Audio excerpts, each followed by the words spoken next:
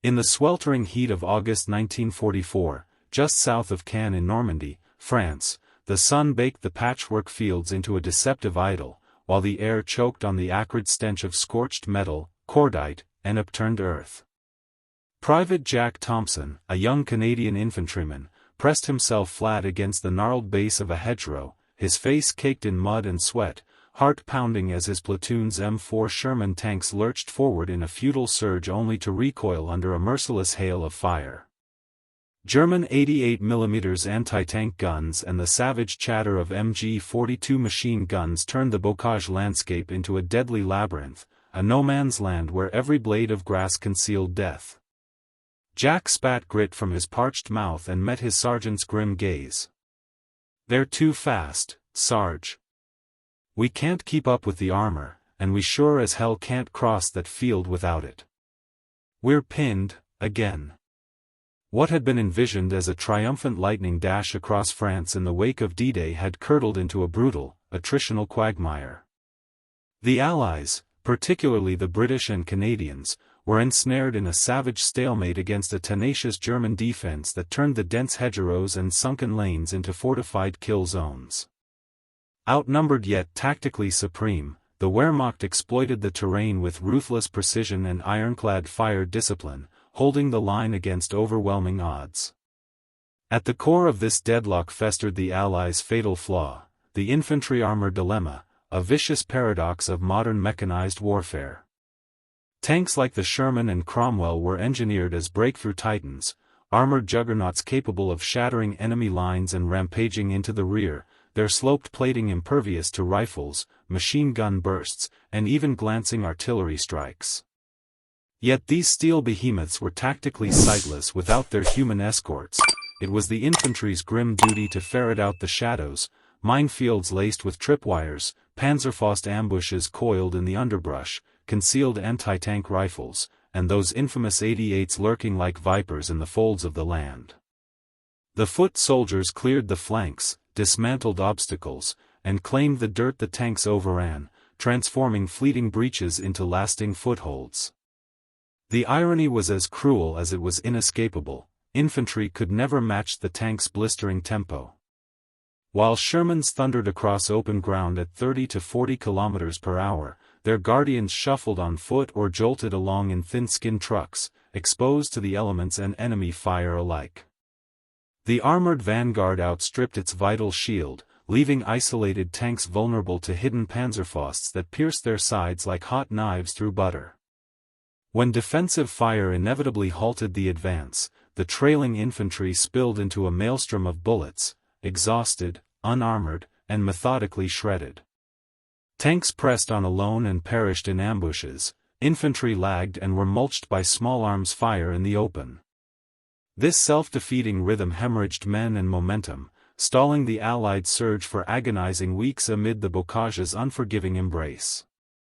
The Germans, under General Heinrich Eberbach's Panzer Group West, savored this weakness like connoisseurs of catastrophe, layering interlocking fields of fire over every suspected approach to bait and bleed the foe. For the Canadians of the First Army, the disdain cut deeper still. To the battle-scarred German High Command, these colonials were unblooded novices, a mere appendage to the vaunted British Expeditionary Force, doomed to parrot rigid, anachronistic doctrines without a spark of originality.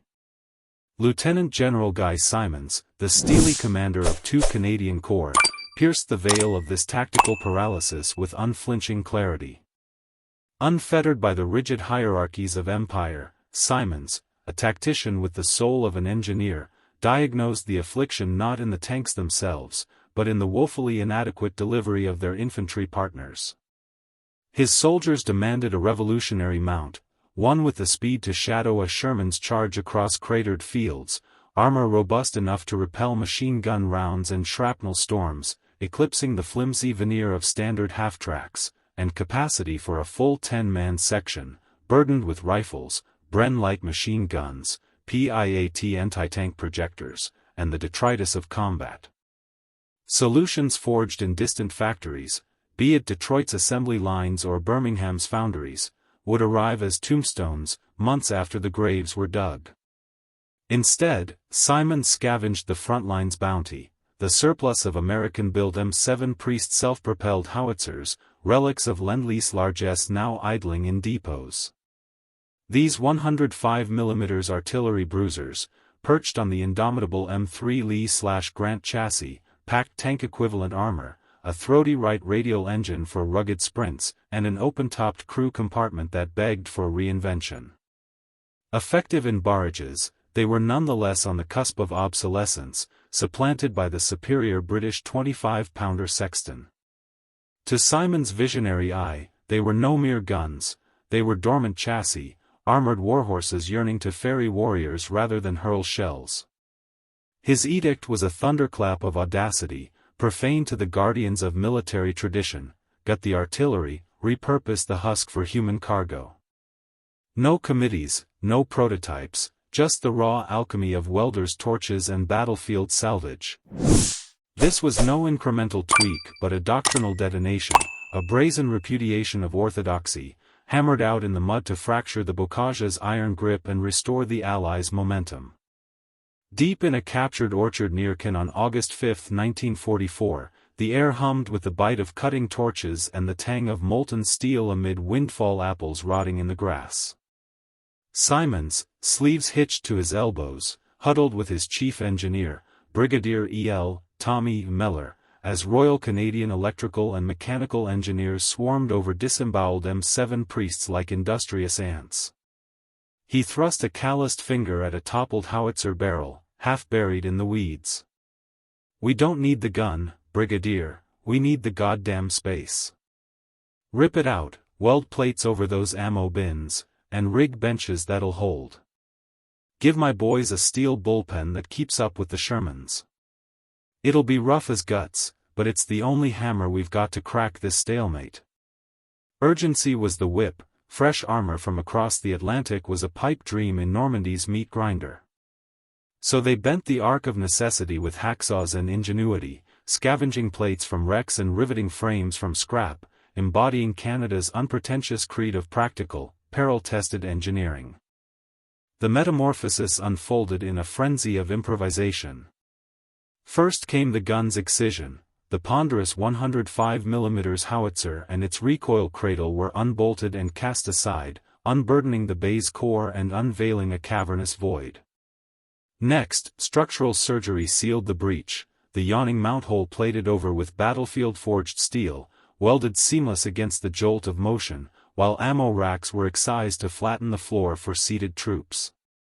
That signature pulpit, the forward .50 cal machine gun turret, endured as a bulwark, arming the section leader with a nest for unleashing hell on close threats. Seating was Spartan poetry, rough-sawn wooden benches or bolted metal struts, calibrated not for ease but endurance, with niches carved for weapons, bandoliers, and explosives to ensure dismounts erupted ready, not reeling. The progeny was a brute of purpose, top speed cresting 40 km per hour over rutted earth, armor that scorned 7.92mm spite and fragment sprays like drizzle on granite. Devoid of frills, it was a armored ark, a steel cradle propelling squads to the crucible unscathed. The troops dubbed it the Kangaroo with wry affection, evoking its pouch-like maw that birthed fighters onto the fray's edge. Allied high command recoiled in a mix of awe and affront. British stalwarts, ensconced in the sanctity of protocol, branded the cannibalization of serviceable artillery as near blasphemy, pining for bespoke factory progeny. Americans, tethered to their M3 half-track's familiar frailties, eyed the contraption askance as a colonial quirk. Yet secrecy enshrouded the birth. This was Canada's covert edge, unheralded and unyielding, primed for its trial by fire in Operation Totalize, Simon's sledgehammer to pulverize the defenses south of Caen and reignite the war machine's roar. At 11 p.m. on August 8, 1944, the veil of night rent asunder under Operation Totalize's cataclysmic overture. 1,000 Allied guns vomited steel in symphonic fury, while canal defense lights, searchlights canted to the heavens, transmuted clouds into a spectral aurora, flooding the battlefield in eerie, shadowless glow. From the jump-off lines erupted 4 titanic armored phalanxes, Shermans rampaging at the fore like iron-forged rhinos, their kangaroo consorts growling in tight formation, swollen with the coiled rage of infantry. Inside one such beast, Corporal Jack Thompson white-knuckled his Lee Enfield as the chassis tracks hammered vibrations through his frame, the lead tank's muzzle flares strobing the chaos like lightning in a bottle. "This is it, lads," he roared above the bedlam. "We're gutting the bastards' line, together." Totalize inverted the tedium of attrition into nocturnal Armageddon, a blitzkrieg veiled in darkness where armor and infantry welded into an indivisible lance. German pickets, steeled for the rote ritual of barrage followed bayonet creep, staggered as the apparition coalesced from the haze, tanks not lone wolves but shepherded by carriers that mocked their traps. Braced to let Sherman's thunder pass for rearward stabs with Panzerfausts, the defenders confronted a nightmare, Kangaroos slewing to halts and vomiting platoons in the instant, Canucks tumbling out with Brents snarling, Piats thumping, overrunning slit trenches before ambushes could uncoil. The Wehrmacht's cherished ploy crumbled to dust, anti-tank lurkers faced not delayed chaff but immediate tempests of close-quarters fury, while machine gun nests, tuned to harvest plodding walkers, battered futilely against hulls that shrugged off their venom. By first light, the Canadians had carved 9 miles into the veritable line's vitals, Roquencourt and fillets dangling by threads, the bocage's stranglehold sundered in one feral, unforeseen night. Berlin's command sanctum spasmed in disbelief. Frontline wires crackled with delirium, whispers of phantom half-tracks, phantoms too fleet, too resilient, too omnipresent. Aerial scouts and grilled prisoners peeled back the enigma, a priest chassis flayed of its cannon, reborn as an infantry catapult. Eberbach's cadre reeled. Their dismissed rookies had transmuted orchard detritus into a tactical apocalypse, shrouded in pastoral camouflage mere weeks prior. No Kriegsmarine analog prowled their arsenals. This hybrid heresy outran a Panzer IV, outlasted a Jagdpanzer, yet spawned squads like a armored hive. Totalize's verdict was unequivocal: infantry materialized unmaimed, unweary, scouring flanks, extinguishing threats, anchoring conquests. Losses plunged, velocity spiked. The hedgerow's vice yielded, birthing the fillets pocket's cataclysm and the Allies' unbound gallop to the Seine. That autumn, in a drizzling billet at a Canadian Army Staff College in England, Simons leafed through a purloined German intel dossier. "The enemy has fused armor and foot into lethal unity, our elastic bulwark lies in ruins." A shadowed grin creased his face. The wager had redeemed itself manifold. The Kangaroo transcended mere gambit, it recast war's lexicon.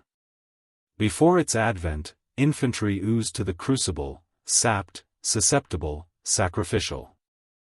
After Totalize, mechanized infantry enshrined itself as scripture, squads vectored in armored vaults, harmonizing with tanks in combined arms crescendos that amplified breakthroughs and eviscerated casualties.